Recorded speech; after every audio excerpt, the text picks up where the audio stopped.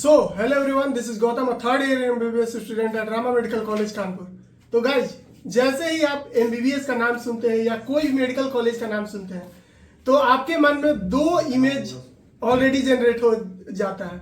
सबसे पहला एक खूबसूरत सा इमेज जिसमें आप किसी भी पर्सन को व्हाइट एप्रोन और गले में स्टेट डाले देखते हैं, और दूसरा एक डरावना इमेज जिसको बेसिकली हम लोग रैगिंग कहते हैं। तो आज इस वीडियो में हम लोग इसी टॉपिक पे डिस्कस करेंगे कि क्या आज भी मेडिकल कॉलेजेस में रैगिंग होती है, क्या जो एंटी रैगिंग कमेटी बनी है वो सिर्फ नाम की कमेटी है, या किसी की रैगिंग होती है और कंप्लेन होने पे एमबीबीएस डिग्री खतरे में आ जाती है। आज इन्हीं तमाम क्वेश्चन का हम सॉल्यूशन देखेंगे। तो चलिए शुरू करते हैं। Pulling up black windows once you go down. You must be crazy if you think that I'ma slow down. Don't wanna hear it talking shit, fuck the drama. Keep it coming, I'ma send you to your mama. Mr. Whip. इन सभी point को आज इस video में discuss करेंगे। For this we have our juniors जो कि खुद इन सवालों का जवाब देंगे। और सबसे पहला जो हमारा सवाल है अस्मित जी से, ये हमारे जूनियर है 24 बैच से, ये बताएंगे कि आप ये बताओ कि यहाँ मेडिकल कॉलेज में आने से पहले रैगिंग से रिलेटेड या रैगिंग के बारे में आप क्या सोचे थे और यहाँ आपके साथ क्या क्या हुआ। सो hello everyone, my self Asmit from 24 batch. मुझे यहाँ आने से पहले सीनियर्स के बारे में बहुत खराब परसेप्शन था। मुझे ऐसा लगता था कि बहुत ज़्यादा मेडिकल कॉलेज में रैगिंग होता होगा, सीनियर जूनियर के साथ मारपीट करते होंगे, वो जूनियर्स को फोर्स करते होंगे कि सिगरेट और अल्कोहल कंज्यूम करो, उनको नंगा करके कैंपस में घुमाते होंगे और उनको मुर्गा बना के आयरन पे बैठा देते होंगे। ये सब बहुत खराब परसेप्शन था मेरा सीनियर्स को लेके। भाई सबसे पहले ये बताओ कि तुम्हारे ये जो मन में परसेप्शन बना था ऐसा क्यों बना था और तुम्हारे साथ यहाँ क्या क्या हुआ।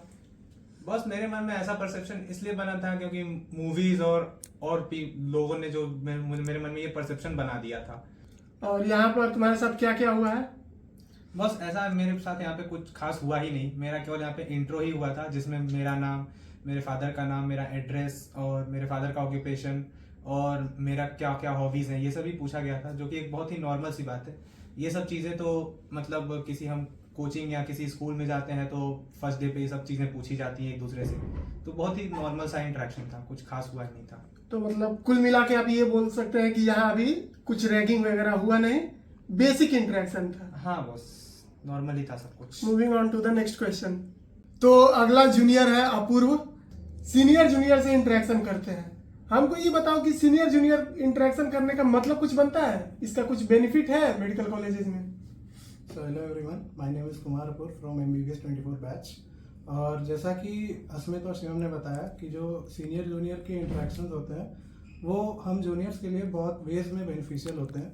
सबसे पहले तो जो सीनियर जूनियर का बॉन्डिंग होता है वो बॉन्डिंग बहुत स्ट्रांग होता है और ये जूनियर्स को बहुत वेज में हेल्प करता है। जैसे जब सीनियर्स अपने बुक्स नोट्स हमें प्रोवाइड करते हैं या फिर कोई भी प्रॉब्लम जो हमें आती है अपनी कॉलेज लाइफ में या फिर पर्सनल लाइफ में, उसके रिगार्डिंग हमें कैसे अप्रोच करना उस प्रॉब्लम को, वो बहुत हद तक हमें वो सिखाते हैं।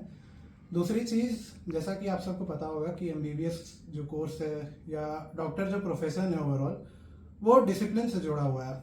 आपने देखा भी होगा कि किसी भी डॉक्टर को आज तक आपने इनअप्रोप्रिएट वे में बात करते हुए, लंबे बाल, फटी हुई जीन्स, ये सब में आपने किसी भी डॉक्टर को नहीं देखा होगा, बिकॉज ये काफ़ी प्रोफेशनल कोर्स होता है। और ये जो इंटरेक्शन होती है सीनियर जूनियर के बीच की, ये वो डिसिप्लिन हमें पैदा करती है। तीसरी चीज़, जैसा कि मैंने बोला कि एमबीबीएस जो कोर्स है ये आपको बहुत वेज में ट्रेन करेगा। आपको इसमें आपको एक्सट्रोवर्ट भी बनना होगा। अगर आप एक इंट्रोवर्ट हैं तो ये जो इंटरेक्शन है आपको एक्सट्रोवर्ट बनने में भी मदद करेगा, बिकॉज आगे जाके आप जब फैमिली एडॉप्शन प्रोग्राम वगैरह में गांव जाइएगा, विलेजेस जाइएगा, वहाँ आपको डिटेल्स लेनी होती है, पेशेंट की हिस्ट्री लेनी होती है घर घर जाके, या फिर सेकेंड थर्ड ईयर में जब आप क्लिनिकल पोस्टिंग में जाना शुरू करते हो तो वहाँ आपको पेशेंट की हिस्ट्री लेनी होती है। तो अगर आप इंट्रोवर्ट रहिएगा तो ये सारी चीज़ों में आपको बहुत प्रॉब्लम आएगी। तो जो सीनियर जूनियर इंटरेक्शन होती है आपको एक्सट्रोवर्ट बनाने में भी बहुत हद तक मदद करती है। सो बस इन्हीं सब वेज में जो इंटरेक्शन होती है सीनियर जूनियर की, ये बहुत बेनिफिशियल होती है और ये तब तक सही है जब तक until and unless it changes into ragging. तो अगला एक पॉइंट है कि क्या जो एंटी रैगिंग कमेटी होती है किसी भी मेडिकल कॉलेजेस में, वो क्या सिर्फ नाम की एक कमेटी होती है या कुछ काम भी करती है। तो वेल इस बात पे तो मैं यही बोलना चाहता हूँ कि जो मेरी मेडिकल कॉलेज की कमेटी है, जो रामा मेडिकल कॉलेज की कमेटी है, एंटी रैगिंग कमेटी है, वो तो बिल्कुल काम की है। यहाँ अगर आपको कोई भी सीनियर परेशान करते हैं तो आप उनकी कंप्लेन कर सकते हैं। अब कंप्लेन करने से पहले आपको दो चीज में डिफरेंस मालूम होना चाहिए, इंटरैक्शन एंड रैगिंग। जनरली अगर आपका कोई सीनियर आपसे आपका इंट्रो ले रहा है, जस्ट नाम पूछ रहा है, कहाँ से आए हो, कितने मार्क्स आए हैं, किस कॉलेज से आए हो, किस स्कूल से आए हो, तो ये सब इंटरैक्शन में आएगा। ये सभी बच्चे इसी को रैगिंग समझ लेते हैं और वो फिर कंप्लेन कर देते हैं। हालांकि जो कंप्लेन होता है उसका कंसिक्वेंस बहुत ही ज़्यादा बुरा भी होता है। देखिए, अगर कंप्लेन कहाँ से हुआ है इस पर भी डिपेंड करता है, कंप्लेन कौन किया इस पर भी डिपेंड करता है कि उसके अकॉर्डिंग आप पे पेनल्टी भी लगती है, सस्पेंड भी हो सकते हैं। एंड इन केस अगर कुछ ज़्यादा फिजिकल डैमेज हुआ है, अगर मारपीट हुआ है और कुछ हुआ है, तो एफआईआर भी दर्ज हो जाता है, जिसके बाद आपके डिग्री पर भी उसका असर होता है। तो आई थिंक कि अगर आप किसी का कंप्लेन कर रहे हैं तो उससे पहले आपको एक बात ये सोचना चाहिए कि क्या ये सही में रैगिंग हुआ है या ये सिर्फ एक इंटरेक्शन था। देखो, आज आप जूनियर हो, आप भी एक दिन सीनियर बनोगे, तो आपको इतना मालूम होना चाहिए कि अगर आपका कोई जूनियर, आप अगर रैगिंग नहीं लिए हो, आप सिर्फ इंट्रो लिए हो, इंट्रोडक्शन लिए हो, उस बात पे अगर कोई कंप्लेन कर रहा है तो that is not justice for you guys. तो अगर आपके साथ कोई बुरा करता है, अगर आपके साथ कोई मारपीट करता है या कोई कुछ मेंटल टॉर्चर करता है, देन डेफिनेटली आपको कंप्लेन करना चाहिए। बट अगर वो आपका सिर्फ इंट्रोडक्शन लेता है, देन उस बेसिस पे तो आई थिंक कि आपको नहीं करना चाहिए। उसके बाद आता है कि अगर आप कंप्लेन करेंगे तो क्या आपकी सप्ली आ जाएगी। बहुत सारे बच्चे ये भी डाउट पूछते रहते हैं कि अगर मैं कंप्लेन कर दिया तो क्या मेरी सप्ली आनी पक्की है। तो ऐसा कुछ भी नहीं है। अगर आप कंप्लेन करते हैं तो पहला नंबर तो आपका नाम जो है वो सीक्रेट रखा जाता है, आपका नाम बताया नहीं जाता कि कौन कंप्लेन किया है, और जिसके प्रति कंप्लेन करते हैं उस पर एक्शन ले लिया जाता है। तो सप्ली उपली का तो बात नहीं है, ना ही ईयर बैग का बात है। ऐसा कुछ नहीं है कि अगर आप कंप्लेन करते हैं, अगर सही में आपका कोई रैगिंग ले रहा है और आप कंप्लेन करते हैं तो आपका ईयर बैग या सप्ली का सीन है। बेसिकली रैगिंग जो है एक क्राइम है। तो अगर कोई भी रैगिंग करता है और उसके प्रति कंप्लेन होता है तो इस केस में वो जेल भी जा सकता है। अगर रैगिंग अच्छी खासी हुई है तो वो जेल भी जा सकता है। तो आई थिंक जो भी हमारे जूनियर है वो अगर किसी का कंप्लेन कर रहे हैं तो उससे पहले एक बार जरूर सोच ले कि क्या हमें कंप्लेन करना चाहिए, क्या सही में रैगिंग हुई है। तो अगर सही में आपके साथ रैगिंग हुई है तो कंप्लेन करें। कई बच्चे ऐसे होते हैं जिनको यही नहीं मालूम होता है कि इंटरेक्शन हुआ है या रैगिंग हुआ है, और वो इस डिलेमा में आके कंप्लेन भी कर देते हैं, जो कि बिल्कुल ही गलत बात है। क्योंकि आप तो एक बार कंप्लेन कर दिया, आप उन्हीं के साथ 5 साल रहोगे, फिर आपको रिग्रेट होगा कि मैंने ऐसा क्यों ही किया।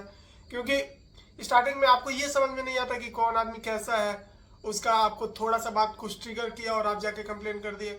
बेसिकली आपको ऐसे, जब तक आपका कोई लिमिट क्रॉस ना कर दे, जब तक कोई आपके साथ वो मेंटल टॉर्चर या फिजिकल टॉर्चर ना करने लगे। अगर कोई हंसी मजाक कर रहा है थोड़ा बहुत तो चलता है, अगर कोई इंट्रो ले रहा है थोड़ा बहुत तो चलता है, उस सब केस में आपको ये कंप्लेन वगैरह नहीं करना चाहिए, उसको अवॉइड करना चाहिए। लेकिन अगर कोई इस सब के बियॉन्ड जाके आपको तंग कर रहा है या आपको किसी भी तरह से हैरेस कर रहा है, देन आपको पर्टिकुलरली एक कंप्लेन दर्ज करनी चाहिए। तो गाइज ये रहे आपके सीनियर्स और मेरे जूनियर्स के रिव्यूज रैगिंग के बारे में। तो आप लोग, बहुत लोग, हम भी थे जब कॉलेज नहीं आए थे तो मेरे भी दिमाग में बहुत सारे परसेप्शन बने थे रैगिंग के रिलेटेड, वो सब हट जाते हैं। आप यही देखिए कि ये जो मेरे जूनियर्स थे ये सब हम लोग के साथ पार्टी करते हैं, डांस करते हैं। ऐसा लगता है कि यहाँ बहुत तगड़ा रैगिंग होता है मेडिकल कॉलेजेस में, लेकिन अब हालांकि यहाँ बहुत सारे नियम और कानून आ गए हैं जिसकी वजह से रैगिंग ऑलमोस्ट नील हो गया है। अगर आप छोटा सा भी रैगिंग लेते हैं, किसी से फिजिकल होते हैं, तो आपके प्रति एक स्ट्रिक्ट एक्शन लिया जाता है, और इन केस अगर कुछ बड़ा कांड किए हैं तो आपकी डिग्री पर भी खतरा हो सकता है। अगर एनएमसी में कंप्लेन हो गया तो आपकी डिग्री भी जा सकती है। तो इस वजह से बहुत सारे बच्चे या बहुत सारे सीनियर अब रैगिंग लेते ही नहीं है, पार्टिसिपेट ही नहीं करते हैं, जिसकी वजह से कैंपस में काफ़ी फ्रेंडली और अच्छा माहौल बना हुआ है। आई होप कि हमारे जो जूनियर्स आएंगे उनका कोई रैगिंग ना ले और सब एक फ्रेंडली माहौल बना के रखे। All the best guys. And इसके अलावा भी अगर कुछ रैगिंग से रिलेटेड आपके अंदर क्वेरीज है तो do let me know in the comment section. And if you find this video useful and informative then don't forget to like, share and subscribe. Bye bye. Pulling up black windows once you go down. You must be crazy if you think that I'ma slow down. Don't wanna hear it talking shit, fuck the drama. Keep it coming.